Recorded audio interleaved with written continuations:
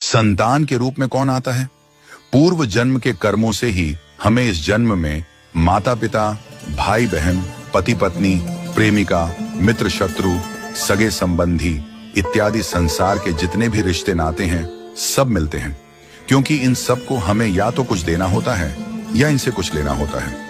वैसे ही संतान के रूप में हमारा कोई पूर्व जन्म का संबंधी ही आकर जन्म लेता है, जिसे शास्त्रों में 4 प्रकार का बताया गया है। 1. अणानुबंध पुत्र। पूर्व जन्म का कोई ऐसा जीव जिससे आपने ऋण लिया हो या उसका किसी भी प्रकार से धन नष्ट किया हो, वह आपके घर में संतान बनकर जन्म लेगा।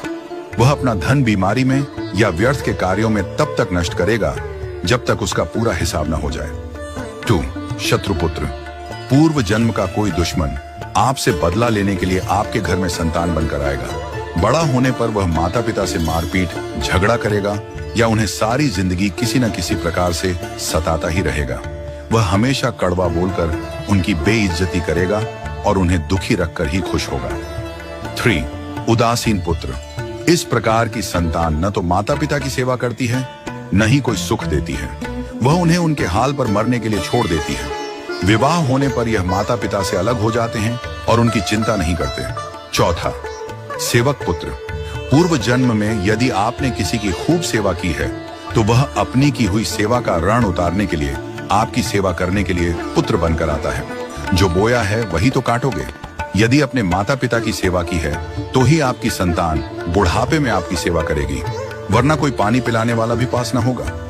आप यह न समझें कि यह सब बातें केवल मनुष्य पर ही लागू होती हैं। इन 4 प्रकार में कोई भी जीव आ सकता है। यदि आपने किसी गाय की निस्वार्थ भाव से सेवा की है तो वह भी पुत्र या पुत्री बनकर आ सकती है।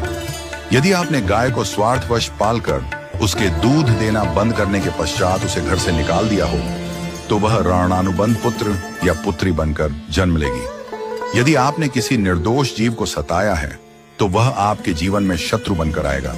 इसलिए जीवन में कभी किसी का बुरा न करें, क्योंकि प्रकृति का नियम है कि आप जो भी करोगे उसे वह आपको इस जन्म में या अगले जन्म में 100 गुना वापस करके देगी। यदि आपने किसी को 1 रुपया दिया है तो समझो आपके खाते में 100 रुपया जमा हो गए हैं। यदि आपने किसी का 1 रुपया छीना है तो समझो आपकी जमा राशि से 100 रुपये निकल गए। जरा सोचिए, आप कौन सा धन साथ लेकर आए थे और कितना साथ लेकर जाओगे?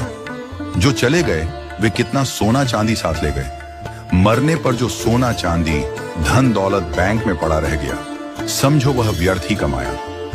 औलाद अगर अच्छी और लायक है तो उसके लिए कुछ भी छोड़कर जाने की जरूरत नहीं है, वह खुद ही कमा ले।